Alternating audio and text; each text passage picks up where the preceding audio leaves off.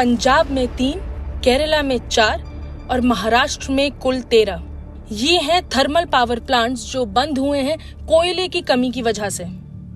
भारत में कोयला है खत्म होने की कगार पर, और ये मैं नहीं, खुद अलग अलग राज्यों के सरकारों का कहना है।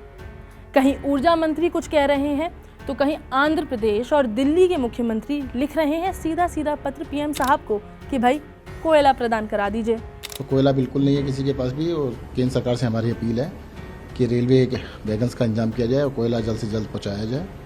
और वैसे भी जितने प्लांट्स हैं वो 100% कैपेसिटी पे नहीं चल रहे हैं। टाटा पावर के सीईओ ने एकदम बिल्कुल नासमझी से सभी कंज्यूमर्स को मैसेज भेज दिया कि हमको साहब ये लोड शेडिंग करना पड़ सकता है। व्हाट नॉनसेंस साहब, हमारे पास रिजर्व है, आप वो आपका बंद हो, आप रिजर्व से ले लीजिए। अब क्या होगा? क्या हमें सही में बैठना पड़ सकता है बिजली के बगैर? क्या हमें सही में ब्लैकआउट का सामना करना पड़ सकता है? नमस्कार, आदाब, सत श्री अकाल। मैं हूं साहिबा खान और आप देख रहे हैं FII यानी कि फॉर योर इन्फॉर्मेशन का पहला एपिसोड ऑन अनकट। आज का मुद्दा है कोयला संकट।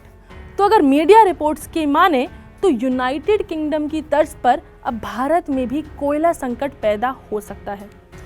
ये हम नहीं कह रहे बल्कि मंत्रीगण कह रहे हैं। हालांकि केंद्र अभी भी इसको अफवाह बता रहा है, मगर हम किसी की बातों में ना आकर सीधा सीधा जाएंगे आंकड़ों पर।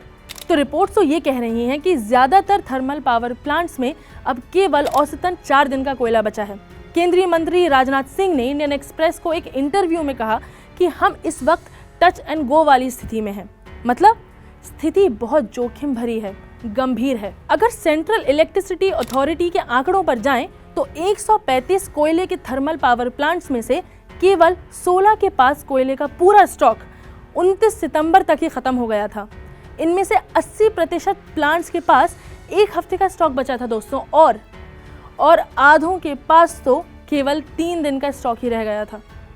सितंबर तक की रिपोर्ट्स देखी जाएं तो उसमें पाएंगे कि कोयला और उसी से निकलने वाली जितनी भी एनर्जी मिक्सेस हैं, फॉर एग्जांपल एनर्जी गैसेस हैं, लिग्नाइट से जो एनर्जी निकलती है वो है, तो वो करीब 57% योगदान देते हैं भारत की कुल एनर्जी की खपत में।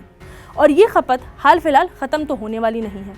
मगर क्या वजह हो सकती है भारत में कोयला संकट की, वो आज हम जानेंगे। तो आपको मैं पहले ही बता दूं कि ये क्राइसिस नया तो है नहीं, महीनों पुराना है। अब एकदम से तो पावर प्लांट्स खाली होने ही जाएंगे। पहले तो पैंडेमिक आया और फिर एनर्जी डिमांड एकदम ज़मीन पर आ गई। सेकेंड वेव के बाद कयास तो लगाए गए कि भाई एनर्जी डिमांड बढ़ेगी, लोग घरों से बाहर निकलेंगे, शामियाने लगेंगे, पार्टीज़ होंगी, तो बिजली की खपत भी होगी। मगर एनर्जी डिमांड एकदम से और इस कदर इतनी बढ़ जाएगी, ये किसी ने नहीं सोचा था। पिछले 2 महीनों में बिजली की ही खपत 2019 की तुलना में 17% बढ़ गई है दोस्तों। साथ ही साथ भारत में महामारी के इन 2 सालों में इंपोर्ट दर लुढ़क गया है। आपको बताती चलूं कि दुनिया में चौथा सबसे बड़ा कोयला भंडार होने के बावजूद भारत बाहर से कोयला मंगाने यानी कि इंपोर्ट कराने में दूसरे नंबर पर है। तो जी इंपोर्ट स्लो हैं और डोमेस्टिक सप्लाई जो है वो भी पूरी ध्वस्त हो चुकी है। ऐसे में भारत के अंदर के जो डोमेस्टिक कोयला भंडार हैं उन पर ज़बरदस्त प्रेशर है। इंपोर्ट्स इसलिए भी कम हैं दोस्तों क्योंकि दुनिया भर में कोयले का दाम औसतन 40% तो बढ़ा ही है। तो बाहरी देशों से कोयला मंगवाना इस समय बेवकूफ़ी होगी। अब इंडोनेशिया का ही उदाहरण ले लीजिए। इंडोनेशिया भारत के सबसे बड़े आयातकों में से एक है और मार्च में वहाँ कोयला एक्सपोर्ट रेट $60 प्रति टन से बढ़कर $200 प्रति टन पर आ गया है। पावर मिनिस्ट्री ने कहा है कि सितंबर में घनघोर बारिशों के चलते कोयले की खदानों पर लग गई है सेंध और इससे उत्पादन में आ गई है कमी। जानकारों का तो ये भी कहना है कि महामारी के समय लोगों ने इन जनरल चीज़ों में कम ही निवेश किया because of lack of cash flow, lack of cash in general. इसलिए एनर्जी सेक्टर में भी 2020 में निवेश 15% तक रहा। वैसे ही भारत की अर्थव्यवस्था अभी भी मंझधार में लटकी थी।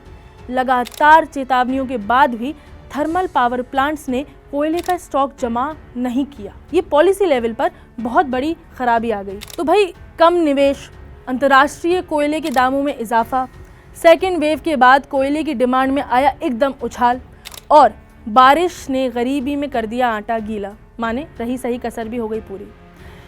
राजनाथ सिंह जी ने इंडियन एक्सप्रेस को यह भी बताया है कि देशवासियों को 5 से 6 महीने तक इस कोयले तंगी का सामना करना पड़ सकता है। हालांकि ये इंटरव्यू उन्होंने थोड़े पहले दिया था, तो हो सकता है कि अब हमारे स्टॉक्स रिप्लेनिश हो गए हों। मिस जोहरा चैटर्जी, जो कोल इंडिया लिमिटेड की पूर्व चीफ हैं, उन्होंने बीबीसी से ये कहा कि दिक्कत तो थी, मगर हम इस नौबत पर आ जाएंगे ये नहीं सोचा था, और शायद इस नौबत पर हम इसलिए आए क्योंकि हमारी पॉलिसी और प्लानिंग में खराबी थी।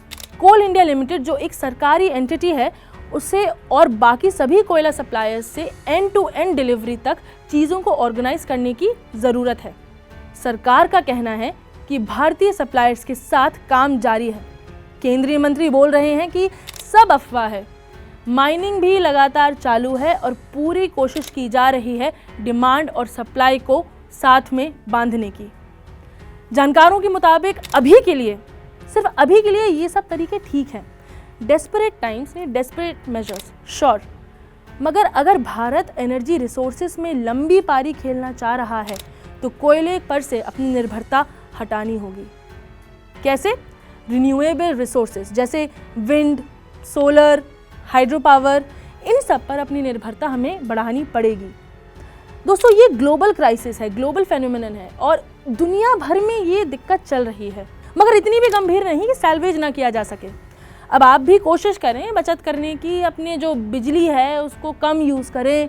जैसे कि महाराष्ट्र में उन्होंने अपने लोगों को बोला है कि आप अपनी बिजली की खपत थोड़ी कम कीजिए।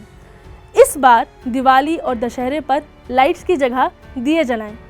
इलेक्ट्रिक ट्रांसपोर्ट के बारे में भी वैसे सोचा जा सकता है। भाई, कभी तो आपको भी चेंज होना पड़ेगा ना, हर समय आरोप प्रत्यारोप तो चल नहीं सकता। As a citizen, it's even our responsibility to lower our energy consumption. फिलहाल मैं चलती हूँ। उम्मीद है आपको आज का एपिसोड पसंद आया होगा। अगर पसंद आया हो तो मुझे सीधा ट्वीट करें @SAHIBAKHANN पर। मैं हूँ साहिबा खान और आप देख रहे थे अनकट।